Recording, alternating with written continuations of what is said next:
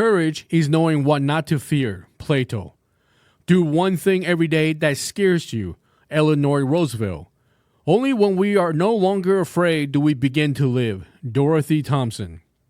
He who has overcome his fears will truly be free, Aristotle. And here's what Oprah have to say. The true meaning of courage is to be afraid, and then, with your knees knocking and your heart racing, to step out anyway, even when that step makes sense to nobody but you. I know that's not easy, but making a bold move is the only way to truly advance toward the grandest vision the universe has for you. I think we have written plenty about fear. I don't think there are more to read about fear that haven't been written or spoken by hundreds of philosophers, physicians, counselors, or motivational speakers like Tony Robbins. Yet, majority of people will still suffer from fear, self-doubt, and the related emotions like anxiety, shame, embarrassment, and anger. Our careers suffer from it. Our family lives suffer from it. Our relationship is on a constant roller coaster ride. Our entrepreneur endeavors fail to reach stardom, and the worst of it all, we don't feel good about ourselves. Our confidence is always on the edge of cloud 9 and bottom of the sea. A couple of days ago, the idea of new way of seeing fear woke me. The idea is fear is our infinite source of power, at least one of many emotions we can generate great powers from. If we believe fear is power or energy, then courage is the energy converter we must perfect and improve daily to achieve greatness and ink the ultimate stories for ourselves. It's like every other energy source, coal, water, waves, nuclear. There are ways to convert them to benefit us. So why do we fear fear? It's no different than any new innovation, exploration, and discovery. We simply don't understand it, don't know how to work with it, and don't know all the ways it can benefit us. But as humans, we always manage to find a way. There's always someone willing to be the first to experiment and eventually discover unbelievable use of natural resources. This was a great mental breakthrough for me. You see, how we understand fear, recognize it, and more importantly, how we can change our relationship with it from a negative death grip to an unfair advantage that propel us to greatness.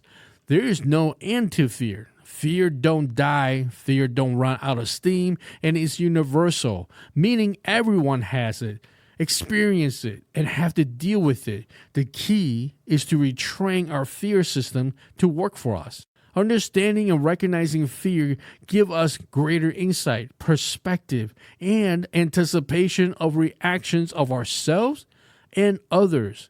The more we become familiar, aware, and insightful of fear and related emotions, we can gain split-second advantages that allow us to take control of our emotions, expressions, intentions, and word selections. At the same time, we are more prepared to handle the various reactions from those around us and who we are dealing with. This could be the difference between war and peace, destruction and restoration, winning business or become unhireable. Just like empathy mapping helps us understand people, understanding fear can also help us understand people that we grew up with, live with, have relationships with, do business with, work for, and those working for us. I believe we all can agree that it is critical for us to be the gods of our fears and not be controlled by it.